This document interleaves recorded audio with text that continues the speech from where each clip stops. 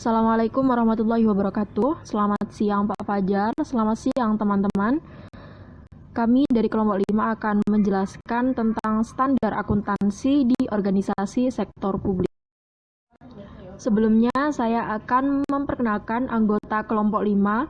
Yang pertama ada Henita Verina Amalia, NPM 008, Inayatul Sabila, NPM 022, Rahma Putri Nur Itnaini, NPM 033, dan Farandini Nur Sabrina, NPM 0074. Perkenalkan, saya Henita Verina Amalia Putri Grengan, NPM 19 013 010 008. Di sini saya akan menjelaskan tentang standar akuntansi di organisasi sektor publik. Standar akuntansi sektor publik merupakan prinsip-prinsip akuntansi yang diterapkan dalam menyusun dan menyajikan laporan keuangan organisasi sektor publik. Perumusan standar akuntansi oleh suatu komite independen bisa mempengaruhi banyak aspek. Banyak faktor yang harus dipertimbangkan agar suatu standar tidak menyimpang jauh dari kerangka konseptual akuntansi dan tetap memperhitungkan konsekuensi ekonomi. Standar akuntansi pemerintahan. Standar akuntansi pemerintahan atau SAP merupakan standar yang digunakan oleh pemerintah dalam menyusun laporan keuangan yang disusun oleh Komite Standar Akuntansi Pemerintahan atau KSAP. Sampai dengan tahun 2003, SAP menggunakan cash basis. Sedangkan dari tahun 2004 sampai 2014, SAP menggunakan cash toward accrual basis atau basis kas menuju akrual. SAP berbasis kas menuju akrual ini merupakan SAP yang mengakui pendapatan, belanja, dan pembiayaan berbasis kas, serta mengakui aset, utang, dan ekuitas dana berbasis akrual. Standar akuntansi organisasi non-profit. Pernyataan Standar Akuntansi Keuangan atau PSAK nomor 45 menjadi rujukan dalam mengelola sistem keuangan organisasi non-profit. Pengukuran jumlah aliran pemasukan kas dari anggota menjadi ukuran kinerja organisasi. Selanjutnya, saya akan menjelaskan gambaran umum SAP atau Standar Akuntansi Pemerintahan. Sebagai amanat dari Undang-Undang Nomor 17 Tahun 2003 tentang Keuangan Negara, bahwa instansi pemerintah baik di pusat atau di daerah menerapkan SAP berbasis akrual. Sistem laporan keuangan berbasis akrual berdasarkan dengan Peraturan Pemerintah atau PP nomor 71 tahun 2010 tentang Standar Akuntansi Pemerintah. Dan dalam pasal 4 ayat 1, pemerintah menerapkan standar akuntansi pemerintahan berbasis akrual.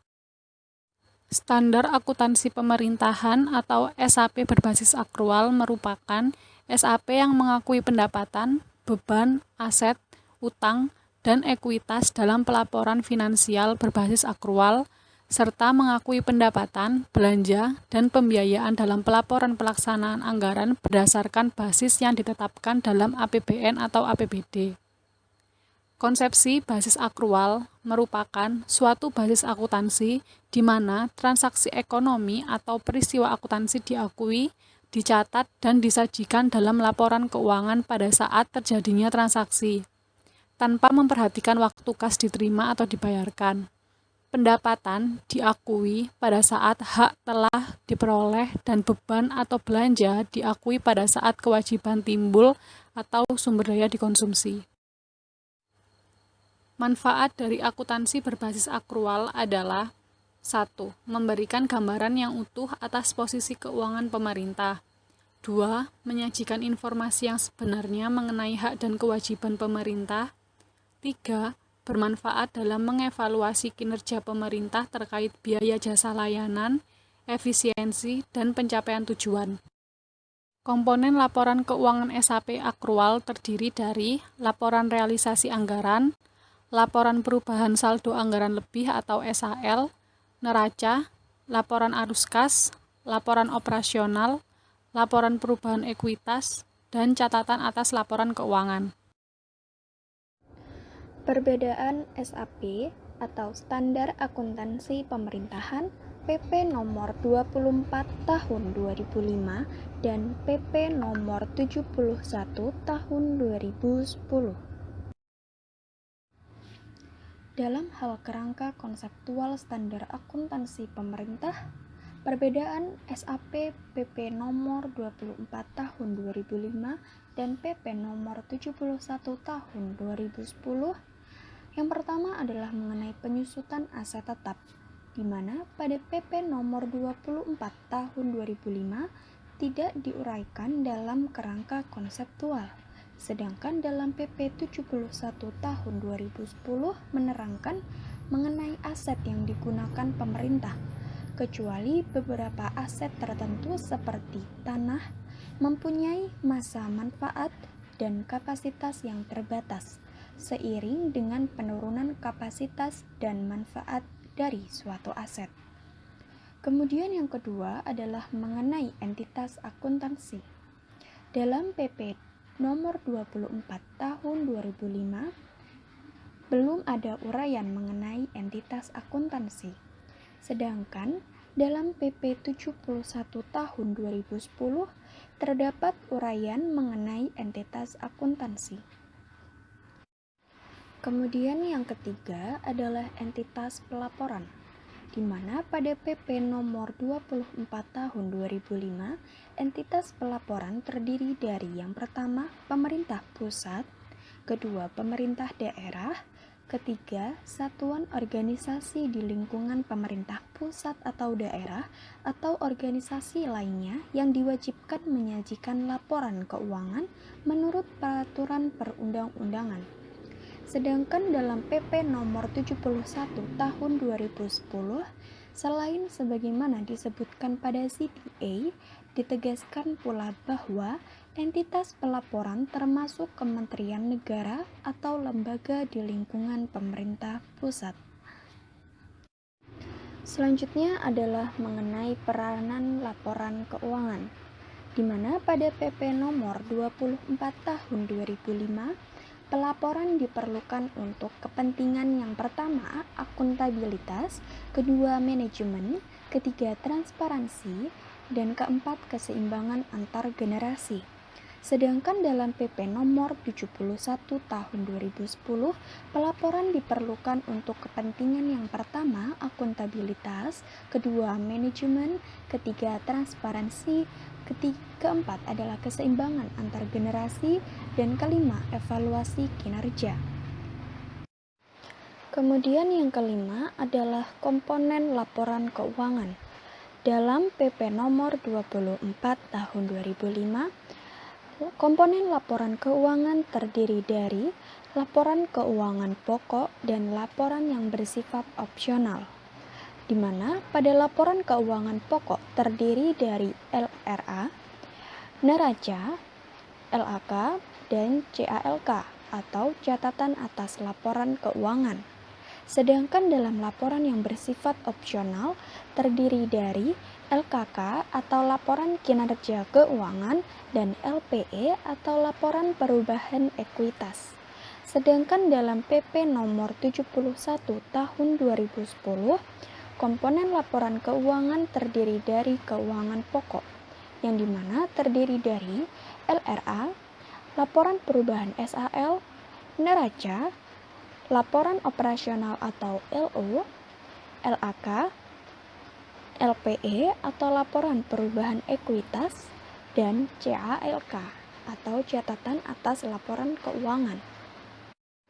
Kemudian yang keenam adalah basis akuntansi. Dalam PP nomor 24 tahun 2005, basis kas untuk pengakuan pendapatan, belanja, dan pembiayaan dalam LRA. Sedangkan basis akrual untuk pengakuan aset, kewajiban, dan ekuitas dalam neraca. Sedangkan dalam PP nomor 71 tahun 2010, basis akrual untuk pengakuan pendapatan LO, beban, aset, kewajiban, dan ekuitas.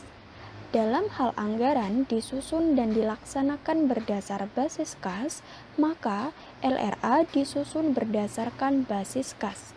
Bila mana anggaran disusun dan dilaksanakan berdasarkan basis akrual, maka LRA disusun berdasarkan basis akrual. Kemudian yang ketujuh adalah mengenai unsur laporan keuangan. Dalam PP nomor 24 tahun 2005, unsur laporan keuangan terdiri dari yang pertama LRA, neraca, laporan kinerja keuangan, LPE atau laporan perubahan ekuitas, laporan arus kas, dan catatan atas laporan keuangan. Dalam LRA terdiri dari pendapatan, belanja, transfer, dan pembiayaan. Kemudian dalam neraca terdiri dari aset, kewajiban, dan ekuitas dana. Di mana ekuitas dana ini terdiri dari ekuitas dana lancar, investasi, dan dana cadangan. Sedangkan dalam laporan kinerja keuangan, di mana laporan realisasi pendapatan basis akrual dan belanja basis akrual bersifat opsional. Sedangkan dalam LPE atau laporan perubahan ekuitas, di mana kenaikan dan penurunan ekuitas tahun pelaporan dibandingkan tahun sebelumnya bersifat opsional. Kemudian dalam laporan arus kas terdiri dari penerimaan kas dan pengeluaran kas. Sedangkan dalam PP nomor 71 tahun 2010, unsur laporan keuangan, laporan pelaksanaan anggaran terdiri dari LRA, laporan perubahan SAL, kemudian laporan perubahan ekuitas atau LPE, kemudian laporan arus kas, dan catatan atas laporan keuangan. Dalam LRA terdiri dari pendapatan LRA, belanja, transfer, dan pembiayaan. Sedangkan dalam laporan perubahan SAL terdiri dari laporan finansial, yang dimana terdiri dari neraca dan laporan operasional. Dalam neraca terdiri dari aset, kewajiban, dan ekuitas. Dalam laporan operasional atau LO terdiri dari pendapatan LO, beban, transfer, dan pos luar biasa. Sedangkan dalam laporan perubahan ekuitas atau LPE, di mana kenaikan dan penurunan ekuitas tahun pelaporan dibandingkan tahun sebelumnya. Kemudian yang keempat adalah laporan arus kas, terdiri dari penerimaan kas dan pengeluaran kas. Dan yang kelima adalah catatan atas laporan keuangan. Kemudian selanjutnya adalah yang ke-8 adalah mengenai pengakuan unsur laporan keuangan, di mana pada PP nomor 24 tahun 2005 menerangkan bahwa pengakuan pendapatan terdiri dari pendapatan menurut basis akrual diakui pada saat timbulnya hak atas pendapatan tersebut atau ada aliran masuk sumber daya ekonomi. Sedangkan pendapatan menurut basis kas diakui pada saat kas diterima di rekening kas umum negara atau daerah atau oleh entitas pelaporan. Sedangkan dalam pengakuan belanja terdiri dari belanja menurut basis akrual diakui pada saat timbulnya kewajiban atau pada saat diperoleh manfaat. Sedangkan pada belanja menurut basis kas diakui pada saat terjadinya pengeluaran dari rekening kas umum negara atau daerah atau entitas pelaporan. Sedangkan dalam PP nomor 71 tahun 2010 pada pengakuan pendapatan LO diakui pada saat timbulnya hak atas pendapatan tersebut atau ada aliran masuk sumber daya ekonomi, sedangkan pendapatan LRA diakui pada saat kas diterima di rekening kas umum negara atau daerah atau oleh entitas pelaporan. Sedangkan dalam pengakuan belanja dan beban, di mana beban diakui pada saat timbulnya kewajiban, terjadinya konsumsi aset atau terjadinya penurunan manfaat ekonomi atau potensi jasa, sedangkan belanja diakui berdasarkan terjadinya pengeluaran dari rekening kas umum negara atau daerah atau entitas pelaporan. Kemudian yang kesembilan adalah pengukuran unsur laporan keuangan. Dalam PP nomor 24 tahun 2005 menerangkan bahwa menggunakan nilai perolehan historis, aset dicatat sebesar pengeluaran kas dan setara kas atau sebesar nilai wajar dari imbalan yang diberikan oleh memperoleh aset tersebut. Sedangkan kewajiban dicatat sebesar nilai nominal. Sedangkan dalam PP nomor 71 tahun 2010 menerangkan bahwa menggunakan nilai perolehan historis, aset dicatat sebesar pengeluaran atau penggunaan sumber daya ekonomi atau sebesar nilai wajar dari imbalan yang diberikan untuk memperoleh aset tersebut. Sedangkan kewajiban dicatat sebesar nilai wajar sumber daya ekonomi yang digunakan pemerintah untuk memenuhi kewajiban yang bersangkutan. Selanjutnya, dalam PSAP atau Pernyataan Standar Akuntansi Pemerintah 01 Penyajian Laporan Keuangan.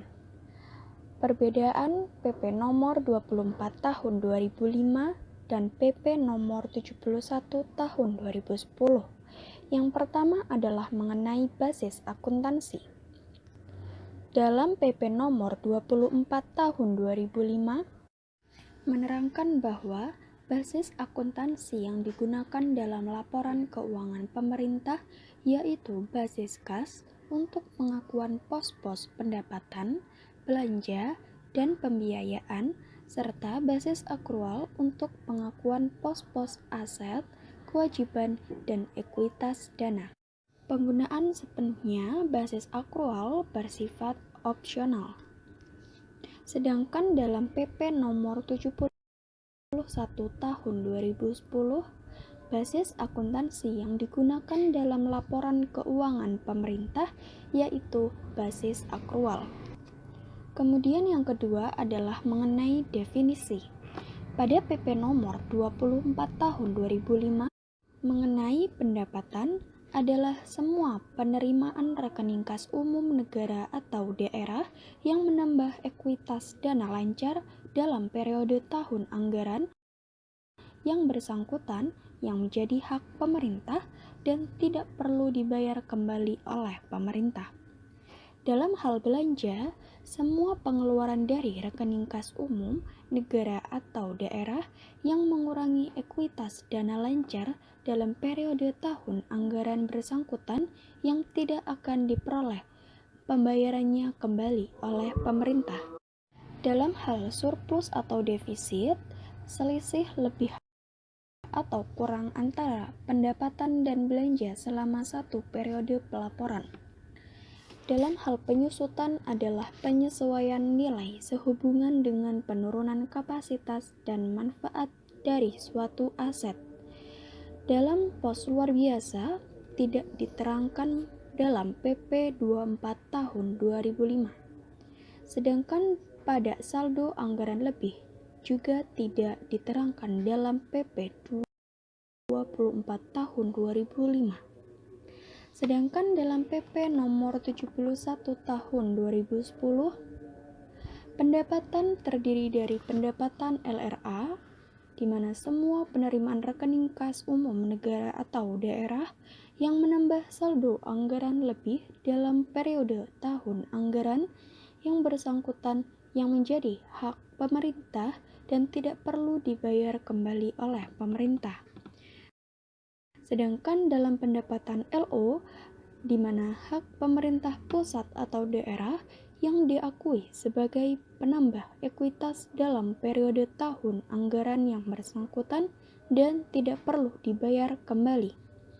Sedangkan dalam hal belanja, semua pengeluaran dari rekening kas umum negara atau daerah yang mengurangi saldo anggaran lebih dalam periode tahun anggaran bersangkutan yang tidak akan diperoleh pembayarannya kembali oleh pemerintah.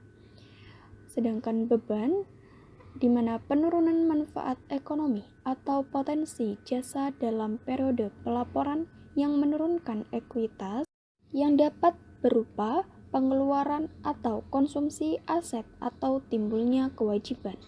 Sedangkan dalam hal surplus atau defisit LRA, di mana selisih lebih atau kurang antara pendapatan LRA dan belanja selama satu periode pelaporan. Sedangkan surplus atau defisit LO, di mana selisih antara pendapatan LO dan beban selama satu periode pelaporan setelah diperhitungkan surplus atau defisit dari kegiatan non-operasional dan pos luar biasa. Sedangkan dalam hal penyusutan adalah alokasi yang sistematis atas nilai suatu aset tetap yang dapat disusutkan atau depreciable assets selama masa manfaat aset yang bersangkutan. Sedangkan dalam hal pos luar biasa adalah pendapatan luar biasa atau beban luar biasa yang terjadi karena kejadian atau transaksi yang bukan merupakan operasi biasa, tidak diharapkan seiring atau rutin terjadi dan berada di luar kendali atau pengaruh entitas bersangkutan. Sedangkan dalam hal saldo anggaran lebih adalah gunggungan saldo yang berasal dari akumulasi SILPA atau SIKPA tahun-tahun anggaran sebelumnya dan tahun berjalan serta penyesuaian lain yang diperkenankan. Kemudian dalam hal informasi laporan keuangan, dalam PP nomor 24 tahun 2005, informasi laporan keuangan menyediakan informasi mengenai entitas pelaporan dalam hal yang pertama, aset, yang kedua, kewajiban, ketiga, ekuitas dana, keempat, pendapatan, kelima, belanja, keenam, transfer, ketujuh, pembiayaan, dan kedelapan adalah arus kas. Sedangkan dalam PP nomor 71 tahun 2010, informasi laporan keuangan terdiri dari yang pertama, aset, kedua, kewajiban, ketiga, ekuitas, yang keempat, pendapatan LRA, kelima, belanja, keenam, transfer, ketujuh, pembiayaan, kedelapan, saldo anggaran lebih, kesembilan, pendapatan LO, kesepuluh, beban, dan 11 arus kas.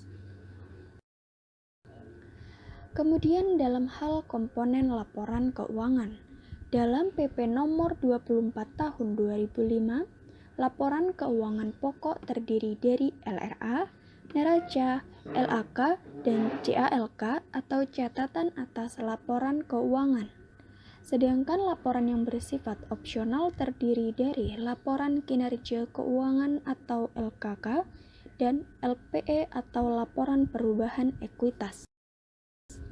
Setiap entitas pelaporan menyajikan komponen-komponen laporan keuangan tersebut kecuali LAK yang hanya disajikan oleh unit yang mempunyai fungsi perbendaharaan.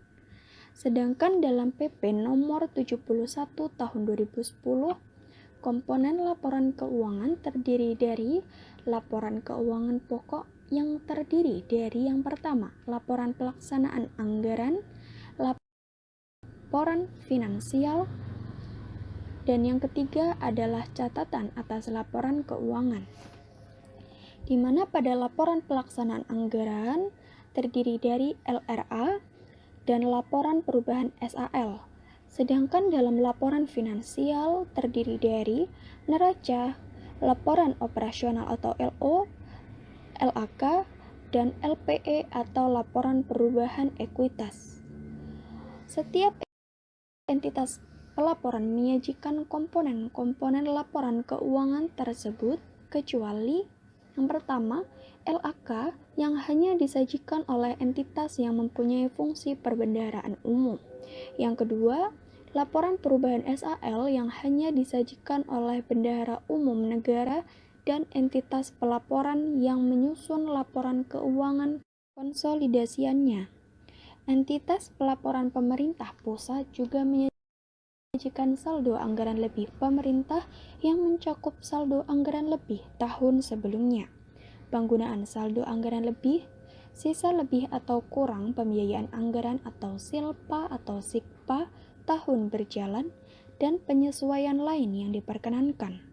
Entitas pelaporan menyajikan kekayaan bersih pemerintah yang mencakup ekuitas awal, surplus atau defisit periode bersangkutan, dan dampak kumulatif akibat perubahan kebijakan dan kesalahan mendasar. Kemudian dalam hal laporan realisasi anggaran, dalam PP nomor 24 tahun 2005 menyatakan bahwa diperlukan dalam rangka memenuhi kewajiban pemerintah yang diatur dalam peraturan perundang-undangan. Sedangkan dalam PP nomor 71 tahun 2010 mempunyai makna yang sama dengan PP nomor 24 tahun 2005. Kemudian yang keenam adalah mengenai laporan perubahan SAL. Dalam PP nomor 24 tahun 2005 tidak ada laporan tersendiri. Sedangkan dalam PP nomor 71 tahun 2010, laporan perubahan SAL menyajikan secara komparatif dengan periode sebelumnya pos-pos berikut seperti yang pertama, saldo anggaran lebih awal, yang kedua, penggunaan saldo anggaran lebih, ketiga, sisa lebih atau kurang pembiayaan anggaran tahun berjalan, keempat, koreksi kesalahan pembukuan tahun sebelumnya, kelima, lain-lain, dan keenam adalah saldo anggaran lebih akhir. Kemudian dalam hal neraca, dalam PP nomor 24 tahun 2005, ekuitas dana terbagi yang pertama, ekuitas dana lancar, yakni selisih antara aset lancar dan kewajiban jangka pendek, termasuk sisa lebih pembiayaan anggaran atau saldo anggaran lebih. Yang kedua adalah ekuitas dana investasi yang mencerminkan kekayaan pemerintah yang tertanam dalam investasi jangka panjang, aset tetap, dan aset lainnya dikurangi dengan kewajiban jangka pendek. Kemudian yang ketiga adalah ekuitas dana cadangan yang mencerminkan kekayaan pemerintah yang dicadangkan untuk tujuan tertentu sesuai dengan peraturan perundang-undangan. Sedangkan dalam PP nomor 71 tahun 2010 hanya ekuitas, yaitu kekayaan bersih pemerintah yang merupakan selisih antara aset dan kewajiban pemerintah pada tanggal laporan. Saldo ekuitas di neraca berasal dari saldo akhir ekuitas pada laporan perubahan ekuitas. Kemudian yang selanjutnya adalah mengenai laporan arus kas, di mana pada PP nomor 24 tahun 2005, yang pertama disajikan oleh unit yang mempunyai fungsi perbendaharaan. Kedua, arus masuk dan keluar kas diklasifikasikan berdasarkan aktivitas operasi, investasi aset non-keuangan, pembiayaan, dan non-anggaran. Sedangkan dalam PP nomor 71 tahun 2010 yang pertama disajikan oleh unit yang mempunyai fungsi perbendaharaan umum, lalu yang kedua, arus masuk dan keluar kas diklasifikasikan berdasarkan aktivitas operasi, investasi, pendanaan, dan transitoris. Kemudian yang kesembilan adalah mengenai laporan kinerja keuangan. Dalam PP nomor 24 tahun 2005, yang pertama bersifat opsional. Kedua, disusun oleh entitas pelaporan yang menyajikan laporan berbasis akrual. Kemudian yang ketiga, sekurang-kurangnya menyajikan pos-pos yang pertama, pendapatan dari kegiatan operasional. Kedua, beban berdasarkan klasifikasi fungsional dan klasifikasi ekonomi. Kemudian yang ketiga adalah surplus atau defisit. Sedangkan dalam PP nomor 71 tahun 2010 tidak ada penjelasan mengenai laporan kinerja keuangan. Karakteristik organisasi nirlaba berbeda dengan organisasi bisnis. Perbedaan utama yang mendasar terletak pada cara organisasi memperoleh sumber daya yang dibutuhkan untuk melakukan berbagai aktivitas operasinya. Organisasi nirlaba memperoleh sumber daya dari sumbangan para anggota dan para penyumbang lain yang tidak mengharapkan imbalan apapun dari organisasi tersebut. Sebagai akibat dari karakteristik tersebut, dalam organisasi nirlaba timbul transaksi tertentu yang jarang atau bahkan tidak pernah terjadi dalam organisasi bisnis. Contohnya seperti penerimaan sumbangan. Sehingga dibuatlah PSAK nomor 45 tentang pelaporan keuangan organisasi nirlaba.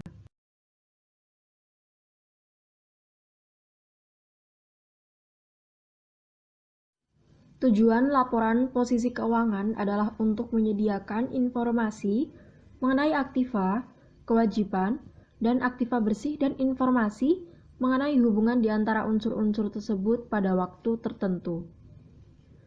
Informasi dalam laporan posisi keuangan yang digunakan bersama pengungkapan dan informasi dalam laporan keuangan lainnya dapat membantu para penyumbang, anggota organisasi, kreditur, dan pihak-pihak lain untuk menilai 1.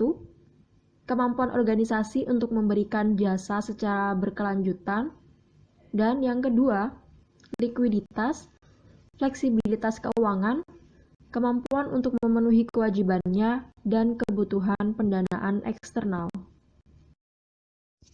Laporan posisi keuangan mencakup organisasi secara keseluruhan dan harus menyajikan total aktiva, kewajiban, dan aktiva bersih. Selain itu, laporan posisi keuangan juga menyajikan masing-masing kelompok aktiva bersih berdasarkan ada atau tidaknya pembatasan oleh penyumbang, yaitu terikat secara permanen, terikat secara temporer, dan tidak terikat. Informasi mengenai jumlah dan sifat dari pembatasan permanen atau temporer diungkapkan dengan cara menyajikan jumlah tersebut dalam laporan keuangan atau dalam catatan atas laporan keuangan.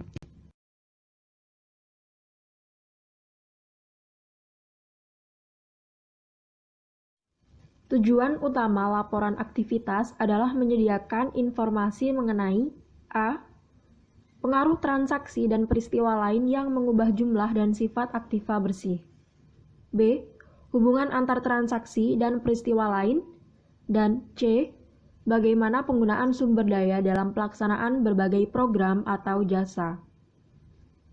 Informasi dalam laporan aktivitas yang digunakan bersama dengan pengungkapan informasi dalam laporan keuangan lainnya dapat membantu para penyumbang, anggota organisasi, kreditur, dan pihak lainnya untuk a. mengevaluasi kinerja dalam satu periode, b. menilai upaya, kemampuan, dan kesinambungan organisasi dan memberikan jasa, dan c. menilai pelaksanaan tanggung jawab dan kinerja manajer. Laporan aktivitas mencakup organisasi secara keseluruhan dan menyajikan perubahan jumlah aktiva bersih terikat permanen, terikat temporer, dan tidak terikat yang tercermin pada aktiva bersih atau ekuitas dalam laporan posisi keuangan. Laporan aktivitas menyajikan pendapatan sebagai penambah aktiva bersih tidak terikat, kecuali jika penggunaannya dibatasi oleh penyumbang, dan menyajikan beban sebagai pengurang aktiva bersih tidak terikat. Laporan aktivitas menyajikan keuntungan dan kerugian yang diakui dari investasi aktiva lain atau kewajiban sebagai penambah atau pengurang aktiva bersih tidak terikat, kecuali jika penggunaannya dibatasi. Laporan aktivitas menyajikan jumlah pendapatan dan beban secara bruto. Namun demikian, pendapatan investasi dapat disajikan secara neto dengan syarat beban-beban terkait, seperti beban penitipan dan beban penasihat investasi, diungkapkan dalam catatan atas laporan keuangan. Laporan aktivitas menyajikan informasi mengenai beban menurut klasifikasi fungsional, seperti menurut kelompok program jasa utama dan aktivitas pendukung.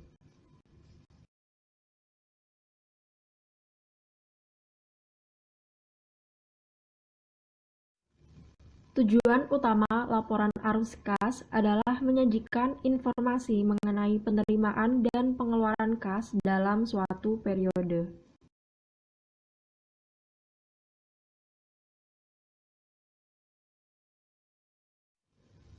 Laporan arus kas disajikan sesuai PSAK 2 tentang laporan arus kas dengan tambahan berikut ini.